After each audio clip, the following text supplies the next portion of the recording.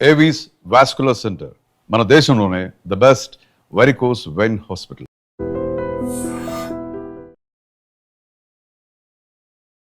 గూగుల్లో వాటిలో చూసి విపరీతంగా క్వశ్చన్స్ వేస్తుంటారు డాక్టర్నే వచ్చి, అంటే వాళ్ళకున్న డౌట్స్ అన్ని కొంతవరకు వాళ్ళ స్వయంగా నాలెడ్జ్ పొందడం మంచిదే, కానీ you cannot have over knowledge.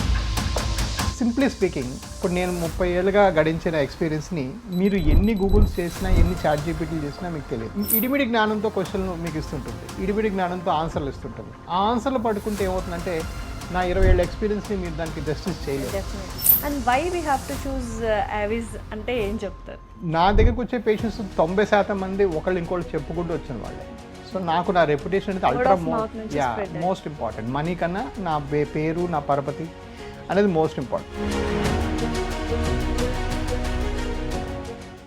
Hello everyone, welcome to I dream. This is anchor Lasya Reddy. So ఈ మధ్య కాలంలో వారికోస్ వీన్స్ అనే సమస్య చాలామందికి విస్తృతంగా పాకిపోతుంది. అయితే ఒక మంచి డాక్టర్ని అండ్ ఒక మంచి హాస్పిటల్ని చూస్ చేసుకోవడం అనేది వెరీ ఇంపార్టెంట్. ఇక్కడ ప్రస్తుతం మనతో పాటు ఇంటర్వెన్షనల్ రేడియాలజిస్ట్ డాక్టర్ రాజా గారు ఉన్నారు, అండ్ ఎవిస్ హాస్పిటల్ నుంచి, అండ్ 58,000+ హ్యాపీ పేషెంట్స్ ఉన్నారు. సో అంత మంచి డాక్టర్ కాబట్టి అసలు వారికోస్ వీన్స్ ఏంటి, వారికోస్ వీన్స్ని ఎలాంటి ట్రీట్మెంట్స్ ఉన్నాయని అడిగి తెలుసుకుందాం. హలో సార్, ఎలా ఉన్నారు? హాయ్ అండి, బాగున్నాను. How are you? I'm good, thank you. So first of all, ఒక పేషెంట్ ఫస్ట్ విజిట్ డాక్టర్ దగ్గరికి రావాలంటే ఎన్నో ట్రై చేస్తూ ఉంటాడు. మా మెడికల్ షాప్ అని, పక్కన గూగుల్ అని, ఇవన్నీ ట్రై చేస్తూ ఉంటాడు. తర్వాత పేషెంట్ వస్తుంటారు. అలా అటువంటి పేషెంట్స్కి what do you want to suggest అంటే బేసిక్గా టు బి ఫేర్ అండి, నేను మా ఇంట్లో మొట్టమొదటి డాక్టర్ని. కొన్ని తరాలుగా మా ఇంట్లో డాక్టర్ లేరు. సో అండ్ మా ఇంట్లో పేషెంట్లు చాలామంది, ఆఫ్ కోర్స్ అందరి ఇళ్లలో పేషెంట్లు ఉంటారు. మా ఇంట్లో కూడా పేషెంట్లు, మా మదరు, ఫాదరు అందరూ పేషెంట్సే. So I have more patients than me being doctor. అంటే సో ఎప్పుడూ నా సింపతి పేషెంట్ వైపు ఎక్కువ ఉంటుంది. సో చాలామంది, ఇప్పుడు నేను 2-3 డాక్టర్ కొలీగ్స్ మేము మాట్లాడుకున్నప్పుడు వాళ్ళేమో పేషెంట్ ఈ మధ్యన గూగుల్ ఎక్కువ చదివేస్తున్నాడు, పేషెంట్ ఈ మధ్యన చాలా విచిత్రమైన క్వశ్చన్లు అడుగుతున్నారు, లేదా పేషెంట్ రాత్రి 2 గంటలకు వాట్సాప్ చేసి వెంటనే రిజల్ట్ చెప్పండి అని అంటున్నారు. అవన్నీ వాళ్ళు విసుక్కుంటుంటారు. సంహవ్ నాకు అంత విసుగు అనిపించదు, ఎందుకంటే నేను పేషెంట్ సైడ్ అనుభవించాను. మా సైడ్ పేషెంట్స్ చాలా మంది చూశాను, అండ్ చాలా స్మాల్ ఫ్యామిలీస్ వచ్చాను కాబట్టి I saw lot of patients. So కొంతవరకు నాకు మోస్ట్ డాక్టర్స్ కన్నా పేషెంట్ విషయంలో చాలా పేషెంట్స్ ఓపిక ఎక్కువ అని చెప్పుకోవాలి నా అబ్జర్వేషన్లో అట్లీస్ట్. పోతే what is an ideal patient? Ideal patient అండి, అది విచిత్రమైన సిచ్యువేషన్ అనమాట. He should have some knowledge. అంటే కొంతవరకు వాళ్ళ స్వయంగా నాలెడ్జ్ పొందడం మంచిదే, కానీ you cannot have over knowledge. అంటే దానిలో అధికమైన నాలెడ్జ్ లేకపోతే అధికమైన డౌట్స్ ఉంటే ప్రాబ్లం ఏమవుతుందంటే, సింప్లీ స్పీకింగ్, ఇప్పుడు నేను 30 ఏళ్ళుగా గడించిన ఎక్స్పీరియన్స్ని మీరు ఎన్ని గూగుల్స్ చేసినా, ఎన్ని చాట్ జీపీటీలు చేసినా మీకు తెలియదు. It's not possible. సో అప్పుడు ఏమవుతుందంటే అది ఇడిమిడి జ్ఞానంతో క్వశ్చన్లు మీకు ఇస్తుంటుంది, ఇడిమిడి జ్ఞానంతో ఆన్సర్లు ఇస్తుంటుంది. ఆ ఆన్సర్లు పట్టుకుంటే ఏమవుతుందంటే నా 20 ఏళ్ళ ఎక్స్పీరియన్స్ని మీరు దానికి జస్టిస్ చేయలేదు. సో కొంతవరకు విషయం తెలుసుకుని, విషయం మీద నాలెడ్జ్ గ్రహించి, దానిలో బెస్ట్ డాక్టర్ ఎలా ఉంటారు, ఎక్కడ ఉంటారు అని తెలుసుకోవడం. సరే, ఇంటర్నెట్ ద్వారా అయితేనేమి, మీ ఫ్రెండ్స్ ద్వారా అయితేనేమి, మీ రిలేటివ్స్ ద్వారా అయితేనేమి, లేకపోతే ఇంకే మాధ్యమంలో నేర్చుకోవడం వరకు తప్పులేదు. ఆ ఇంటర్నెట్ మీకు డయాగ్నోసిస్, ట్రీట్మెంట్ చెప్పినప్పుడు మాత్రం మీరు దాన్ని నమ్మకూడదు.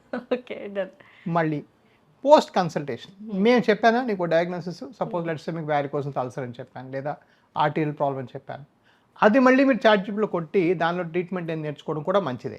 సో ఒకసారి ఒక ఎక్స్పర్ట్ ఒపీనియన్ మాత్రం చాలా అన్బయస్డ్గా తీసుకున్న తర్వాత ఆ ఎక్స్పర్ట్ ఒపీనియన్కి ఇటువైపు అటువైపు మీరు నెట్ని వాడుకోవటం, లేదా మీరే మాధ్యమాన్ని వాడుకోవటం తప్పులేదు.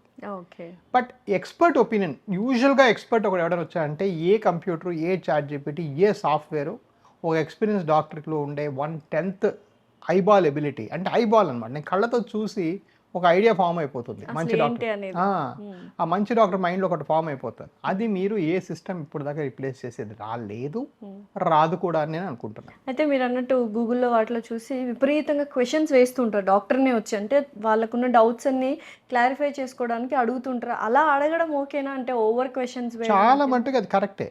ఎందుకంటే నాకు ఇన్ఫాక్ట్ నేనైతే చాలా హ్యాపీగా ఉంటాను అడిగినప్పుడు, ఎందుకంటే తనే కదా ఇంత క్యూరియాసిటీ మెయింటైన్ చేస్తున్నారు. ఇంత క్యూరియాసిటీ మెయింటైన్ చేసినప్పుడు ఆబ్వియస్లీ తనకు నేను చెప్పింది కూడా అర్థమవుతుంది, ఒక బొమ్మ వేసి ఒక లాజికల్గా చెప్పేది. ఇవి చాలా మంచివి.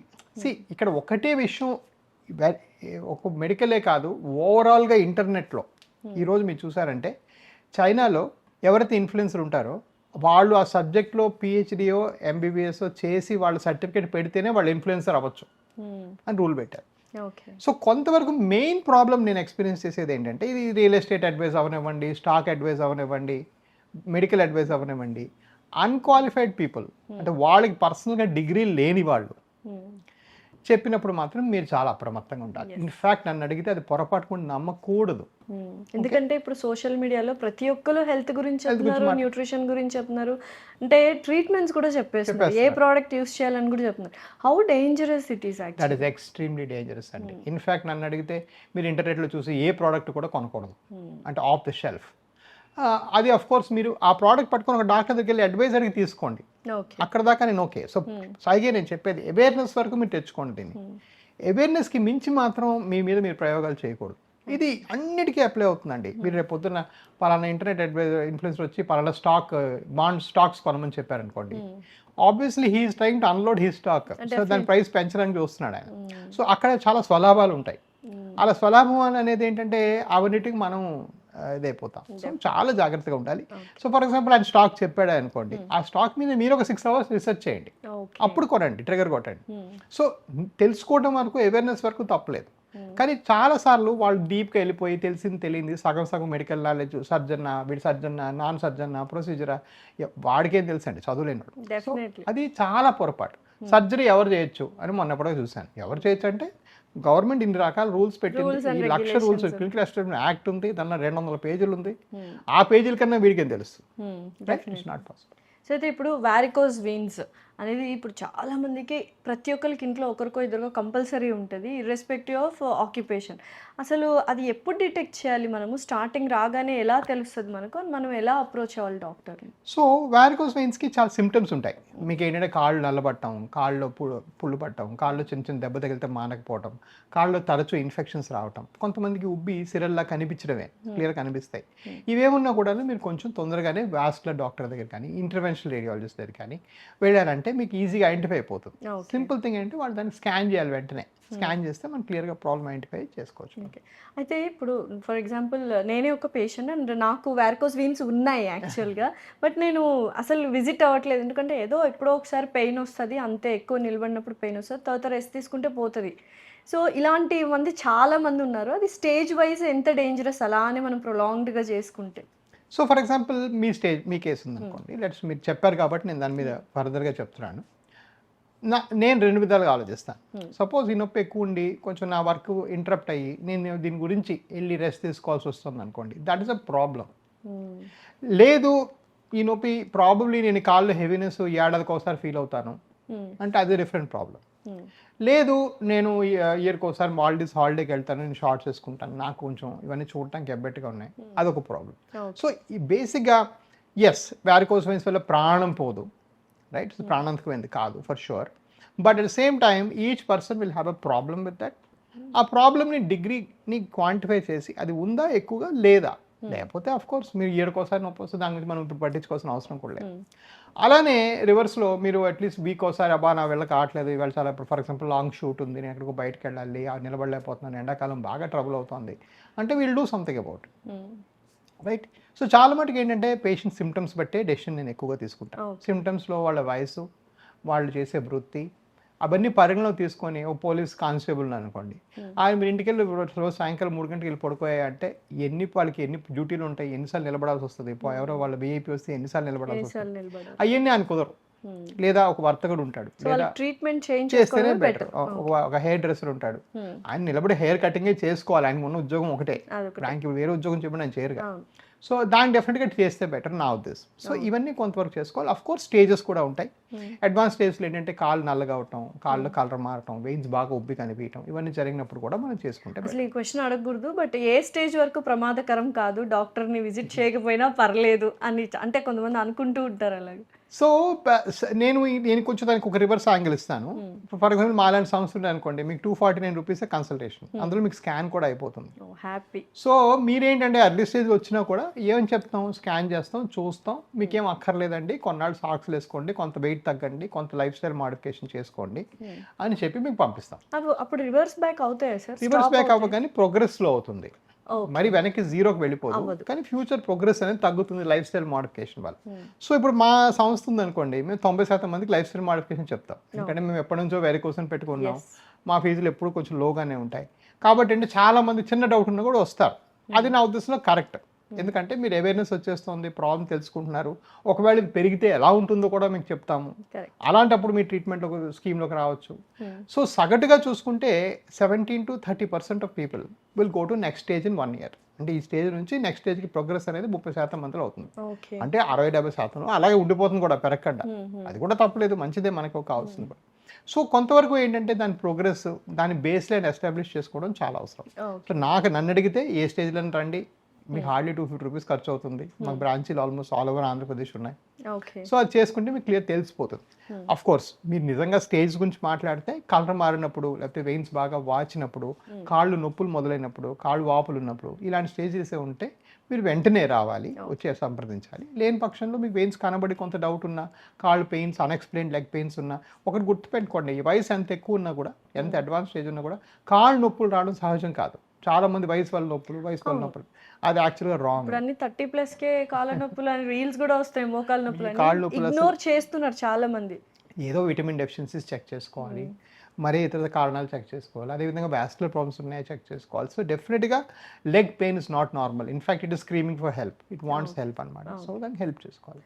సో యూజువల్గా వారికోస్ వీన్స్ అంటే బోల్డ్ అన్ని క్లినిక్స్ వచ్చేసి మన హైదరాబాద్లోనే ఎన్నో ఉన్నాయి.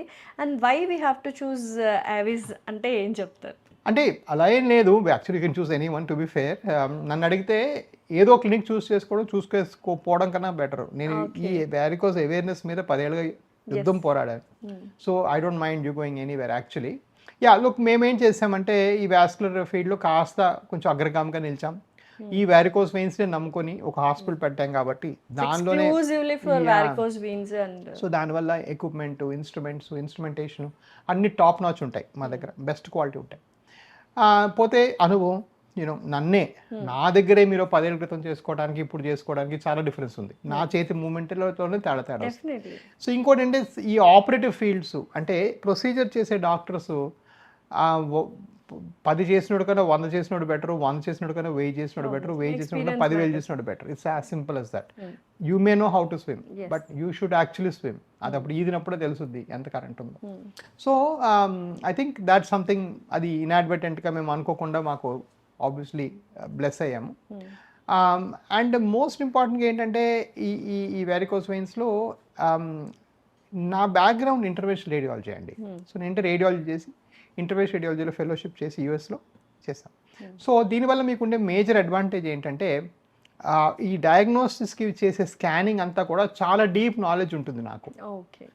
ప్యూర్ సర్జికల్ స్పెషాలిటీ వచ్చిన వాళ్ళకి అంత డీప్ నాలెడ్జ్ ఉండదు. సో అదొక మెయిన్ అడ్వాంటేజ్ అనమాట. I can cheat the system, I know exactly మీకు ఎలా చేసే స్కాన్లో ఎక్కడ దొరుకుతాయి వెయిన్స్ అనేది చాలా ఈజీగా తెలిసిపోతుంది. సో మెయిన్ థింగ్ స్కానింగే కదా వారికోస్ వెయిన్స్కి, వెరీ ఇంపార్టెంట్ థింగ్. సో చాలామంది వారికోస్ వెయిన్స్ ఉన్నాయి అనగానే సర్జరీకి అంటే అడ్వైస్ చేస్తుంటారు. బట్ నేను చూసినంత వరకు మీ హాస్పిటల్లో 100 మంది వస్తే ఒక 10-20 మందికి మాత్రమే సర్జరీ అడ్వైస్ ఇస్తుంటారు. రీజన్ ఏంటంటే ఫస్ట్ ఆఫ్ ఆల్ ఇక్కడ సింపుల్ కామన్ సెన్స్ మాట్లాడాలంటే నా దగ్గరకు వచ్చే పేషెంట్స్ 90% మంది ఒకళ్ళు ఇంకోళ్ళు చెప్పుకుంటూ వచ్చిన వాళ్ళే.